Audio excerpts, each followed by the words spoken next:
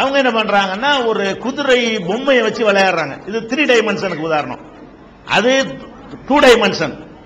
குதிரை பொம்மைங்கிற பொம்மைண்டா 3 டைமென்ஷன் வந்துரும்ல. அப்ப 3 டைமென்ஷன் உள்ள பொம்மையை வச்சு விளையாடிக்கிட்டு இருக்காங்க ஆயிஷா நாயகி. அதுல 2 ரெக்கை வேற இருக்கு. இந்த புராணங்கள் எல்லாம் போட்டிருப்பாங்க, குதிரைக்கு ரெக்கை, புறாக்கள் எல்லாம் போட்டு கதை விட்டுருப்பாங்கல்ல, அந்த மாதிரி ரெக்கை இருக்கிற மாதிரி குதிரையை போட்டிருப்பாங்கல்ல, அப்படியான ஒரு குதிரையை வச்சு விளையாடிட்டு இருக்காங்க. ஆயிஷா நாயிட்ட வந்து கேட்கறாங்க, இது என்ன இதுன்னு கேட்கறாங்க. ஆயிஷா நாயகி சொல்றாங்க, இது குதிரை அப்படிங்கிறாங்க. அப்ப ரசூல் ஸல்லல்லாஹு அலைஹி வஸல்லம் கேட்கறாங்க, ஃபர்சுன் லஹு ஜினாஹானி, குதிரைக்கு ரெக்கை இருக்குமோ? ரசூலுல்லாஹ் வந்து என்ன செய்யறாங்க, அது கேட்கறாங்க, குதிரைங்கிறியம்மா, குதிரைக்கு ரெக்கையுமா இருக்குங்கிறாங்க. ஆயிஷா நாயகி என்ன செய்யறாங்கன்னு கேட்டா, சுலைமான் நபி ஒரு குதிரை வச்சிருந்தாங்களா, அது ரெக்கை இருந்துச்சான் அப்படின்றாங்க. இது ஒரு சின்ன பிள்ளை அப்படியே சுலைமான் நபி இதுக்கு ரெக்கையெல்லாம் இருக்கல, ஒரு சின்ன பிள்ளை தனமா எதை கேள்விப்பட்டதுன்னு செய்யறாங்க அவங்க, அதை சொல்றாங்க. உடனே என்ன செய்யறாங்க, ரசூல் ஸல்லல்லாஹு அலைஹி வஸல்லம் அவர்கள் சிரித்தார்கள். அவங்களுடைய கடவாய் ஹத்தா பதத்து நவாஜிதுஹு, அவங்க கடவாய்ப்பல் தெரியும் அளவுக்கு சிரித்தார்கள். 2-3 தடவை இப்படி சிரிச்சிருக்காங்க. எப்பவுமே புன்னகை தான். ரசூல் ஸல்லல்லாஹு அலைஹி வஸல்லம் எப்ப சிரிச்சாலும் என்னது, கடவாய்ப்பல்லாம் தெரியாது, அப்படி முன்பல் தெரிகிற மாதிரி புன்னகை தான் பூப்பார்களே தவிர கடவாய்ப்பல் தெரியும்படி சிரித்தது ரொம்ப விரல் விட்டு எண்ணக்கூடிய சந்தர்ப்பங்கள். அதுல இது ஒண்ணும். இப்ப என்ன பாயிண்ட், அப்ப குழந்தை விளையாடு பொம்மை தான் அது, குதிரை தான், குதிரை சிலை தான் அது. அது வந்து கூடாது என்று இருந்தால் அதை தூக்கி தெருவில் எரிஞ்சிருப்பாங்க. என்ன ஏதுன்னு பயான் பண்ணிட்டு இருக்க மாட்டாங்க, இதை கேட்டு சிரிச்சிருக்கவும் மாட்டாங்க. முதல்ல அதை தூக்கி தெருவில் ஏறி அப்படின்னு இருப்பாங்க. அப்ப குழந்தைகள் விளையாட்டுக்காக நீங்க பொம்மை வாங்கி கொடுக்குறீங்கல்ல, நாய் பொம்மை, கழுதை பொம்மை, குதிரை பொம்மை, யானை பொம்மைன்னு வாங்கி கொடுக்குறீங்க.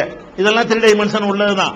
இதெல்லாம் ஒண்ணு குழந்தைக்கு என்ன விளையாட்டு பொருள் ஏறி மிதிக்கி தூக்கி தலையிலையும் வச்சுக்கிறது, மேல கீழே போட்டு மேலே உட்காந்துக்கிறேன், இதுக்கு எந்த ஒரு மரியாதையும் கிடையாது. அப்ப இந்த விளையாட்டு பொருள்களாக அதுக்கு மரியாதை இல்லாத வகையில உள்ளதாக இருக்குமையானால் அதெல்லாம் ஒண்ணுமே கிடையாது. அந்த அடிப்படையில தான் பாட புத்தகம் இருக்குது. பாட புத்தகத்துல பூனை யானைன்னு படம் போட்டு சொல்லிக் கொடுப்பான்.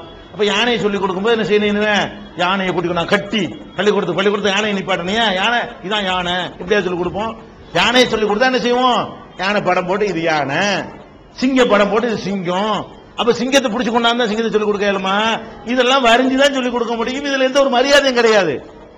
ஏடைக்கு போட்டுருவாங்க, அப்படி கலரா அச்சிட்டா கூட அது வருஷத்துக்கு தான் செல்லும் அது பாட புத்தகம். அதுக்கப்புறம் என்ன போட்டு மிட்டாய் வாங்கி பரிசு வாங்கிட்டு போயிருவான். பழைய பேப்பர் கடைக்கு போயிருமா இல்லையா? அப்ப அதுக்கு எந்த ஒரு நாளைக்கு பொட்டின மடிச்சு என்ன செய்வான், வடை மடிச்சு கொடுப்பான், சுண்டல் மடிச்சு கொடுப்பான். அதுக்குதான் அந்த பேப்பர் யூஸ் ஆக போகுது. அப்ப இந்த மாதிரியான நிலையில் இருக்குமே ஆனால் அது உண்மை கிடையாது. அது மாதிரி ரசூல் ஸல்லல்லாஹு அலைஹி வஸல்லம் என்ன செய்யறாங்கன்னு கேட்டா, அந்த உருவப்படத்தை தடை செய்யும் பொழுது இல்லா ரகமன் ஃபீ தௌபின், ஆடையில் இருக்கிற சிறிய உருவங்களை தவிர, சைஸ் சின்னதா இருந்தாலும் தப்பு கிடையாது.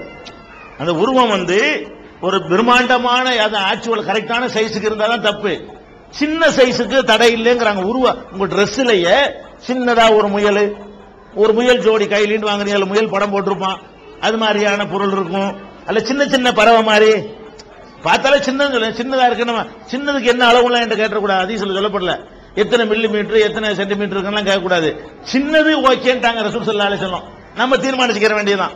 நடைமுறையில் எது நடைமுறையில் இருக்கு அது பெருசுன்னு வச்சுக்கிறங்க, எது நடைமுறையில விட கம்மியா இருக்கு சிறுசுன்னு வச்சுக்கிறங்க.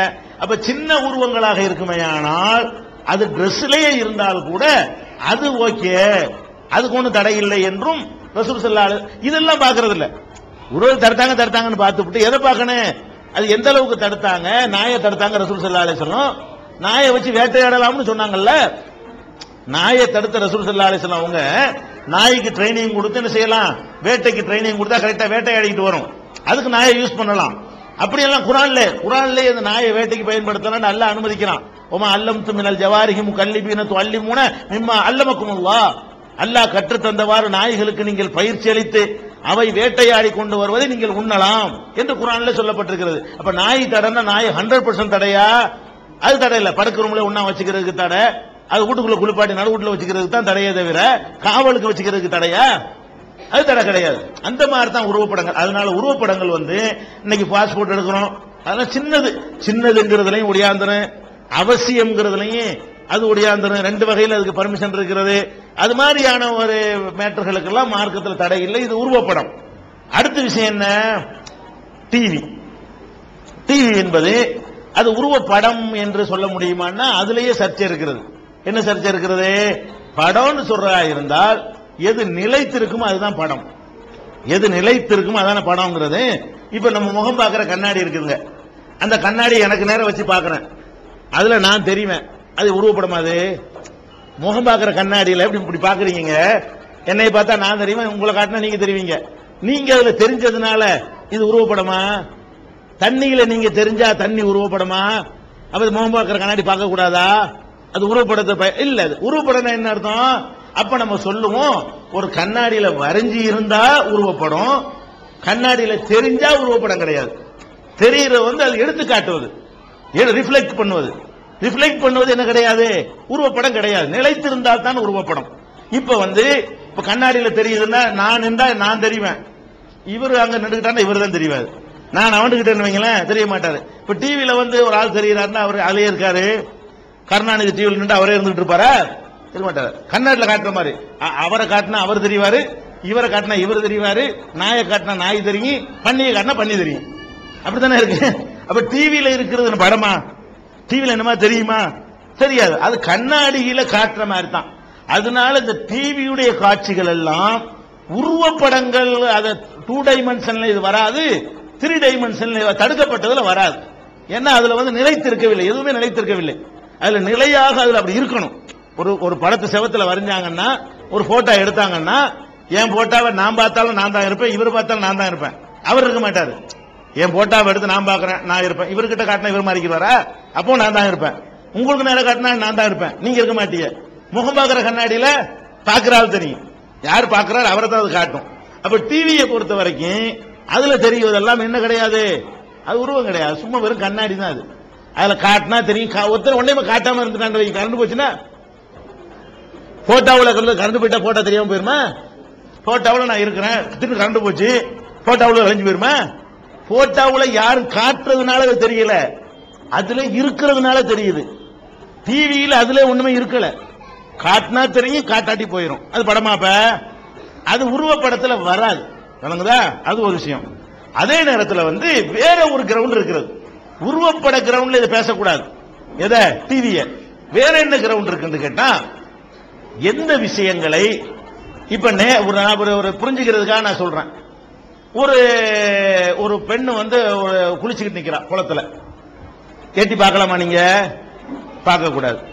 சரி, எட்டி தானே பார்க்க கூடாதுன்னு சொல்லிட்டு இப்படி பார்க்கலாமா? முகம் பார்க்கிற கண்ணாடி வச்சுக்கிட்டு அங்க அந்த பொம்பளை குளிச்சிட்டு இருக்காங்க, நான் என்ன செய்யறேன்? இப்படி பார்க்கறேன், இந்த கண்ணாடியில் அவ தெரிகிறா, இது பார்க்கலாமா? இது கண்ணாடி என்பதற்காக கூடாதுவா, காட்சிக்காகவா? டிவியில உள்ளது நேரடியாக எதையெல்லாம் பார்க்கலாமோ அதையெல்லாம் டிவியில பார்க்கலாம். நேரடியா எதையெல்லாம் பார்க்க கூடாதோ, ஒரு கண்ணாடி வழியாக எதையெல்லாம் பார்க்க கூடாதோ அதையெல்லாம் என்ன செய்யக்கூடாது? டிவி. அதனாலதான் ஹராம், உருவங்கிறதுனால இல்ல. டிவியில சிலதை நம்ம ஹராம் என்று சொல்வது, சிலது ஹலால் என்று சொல்வது எந்த அடிப்படையில் என்று கேட்டா, அதுல என்ன வருது? அந்த கண்ணாடி, முகம் பார்க்கிற கண்ணாடி வழியா என்ன செய்யலாம்? ஒரு புருஷன் பொண்டாட்டியை பார்க்கலாம்ல, முகம் பார்க்கிற கண்ணாடி வழியாக பொண்டாட்டி பின்னாடி உட்கார்ந்து இருக்கிறா, பார்க்கலாமா? பார்க்கலாம். முகம் பார்க்கிற கண்ணாடி வழியாக எப்படி சமைப்பதுன்னு ஒரு கிளாஸ் நடந்துகிட்டு இருக்கிறது, நேரம் உட்கார்ந்து பார்க்கலாம். இப்படி கண்ணாடி வழியாகவும் பார்க்கலாம், பார்த்துட்டு போங்க. அதே நேரத்தில் அவுத்து போட்டு ஆடினா பார்க்கலாமா? நேரமும் பார்க்க கூடாது, கண்ணாடி வழியாகவும் பார்க்க கூடாது, டிவிலையும் பார்க்க கூடாது. அப்ப டிவியில என்னத்தை அவன் காட்டுகிறான், காற்ற விஷயம் மார்க்கத்துக்கு தடுக்கப்பட்டதா இருந்தால் அது நேரவும் கூடாது, டிவிலையும் கூடாது. காற்று இப்ப நான் பயான் பண்ண நீங்க கேட்கறீங்க, என்னை இப்படி பார்க்கலாம், டிவியில பார்த்தா என்னங்கிறேன்? என்னை இப்படி நேருக்கு நேரம் உட்கார்ந்து நீங்க பார்க்கலாம் என்று இருந்தால், என்னை டிவியில பார்த்தா என்னங்கிறேன்? நேர பார்க்கறது டிவியில பார்க்கலாம்ல, கண்ணால பார்க்கலாம்ல. இதான் மேட்ரு. டிவி விஷயத்தை போட்டு விளங்காம இது பண்ணிட்டாங்க, குழப்பி கொண்டார்கள். இதை புரிஞ்சுக்கிறேன். அதே நேரத்தில் கல்யாணத்தில் வீடியோ எடுக்காதீங்கன்னு நாங்க சொல்றோம். கல்யாணத்தில் வீடியோ எடுக்கிற நம்ம தடுக்கிறோம். எதுக்கு தடுக்கிறோம்? பொருள் விரயம் என்பதற்கு தடுக்கிறோம். எதுக்கு தடுக்கிறோம்? இப்ப கல்யாணத்தை சிக்கனமா செய்யணும், இது ஒரு பயான். இதை வீடியோவில் எடுத்தாங்கன்னு சொன்னா இது நிறைய ஊருக்கு கொண்டு போகலாம், செலவு இல்லாம தாவா நடக்கும், ஒரு கருத்து இருக்கிறது, இதுல ஒரு மெசேஜ் இருக்கிறது, அதுக்காக நம்ம செய்யலாங்கிறோம். கல்யாணம் காட்சி சோறு திங்கிறதெல்லாம் எடுப்பானுவோம். அதாவது சோறு திங்கிறது, பொம்பளை சோறு திங்கிறது, ஆம்பளை சோறு இப்படி எடுத்து க்ளோஸ்அப்ல காட்டுவான், அந்த கறியை மெல்றது, கடிக்கிறது. இதெல்லாம் என்ன? இதுல என்ன மெசேஜ் இருக்குது? விரயம் தானே, பொருள் விரயம் பண்ற. அதுலயும் வீட்டு வெளியில இப்படி நீங்க இருக்கிற மாதிரியா கல்யாண வீட்டுல இருப்பீங்க? இந்த சபையில் எப்படி இருக்கிறீங்க அப்படி இருக்க மாட்டீங்க. பொம்பளைய மட்டும்தானே இருப்போம்னு சொல்லி என்ன செய்வீங்க, கொஞ்சம் ஒரு சாதாரண நிலையில நீங்க இருப்பீங்க. அதை கேமராக்காரன் வந்து இப்படி எடுப்பான். நீங்க ஒரு கண்ட்ரோலா எடுப்பான்னு உங்களுக்கே தெரியாது. நீங்க வாட்டு உட்காந்துட்டு பேசிட்டு இருப்பீங்க, தோல்கிட்ட பேசிட்டு இருப்பீங்க, பல மாதிரி இருப்பீங்க. பொம்பளைய தானே இருக்கிறோம். அந்த பொம்பளை கூட்டத்தில் இந்த பொம்பளை வந்துருவான். கேமரா எடுக்கிறவங்க பொம்பளை ஆயிடுவான். ஆம்பளை விடாத இடத்து கூட யார் வந்துருவான், அவன் வந்துருவான். பொம்பளை அப்பவன் இப்ப கேமரா எடுக்கிறவங்க உள்ள விடுறீங்க, அவன் பழம் இந்த கோலத்தில் பொம்பளையில எடுக்கிறான். இதனால இது அனாச்சாரம் நம்ம சொல்றமே தவிர அந்த இதுக்காக இல்ல. இந்த சாதனத்தையே நம்ம ஹராம்னு சொல்லல, டிவி சாதனத்தையே வீடியோ சாதனத்தையே ஹராம்னு சொல்லல.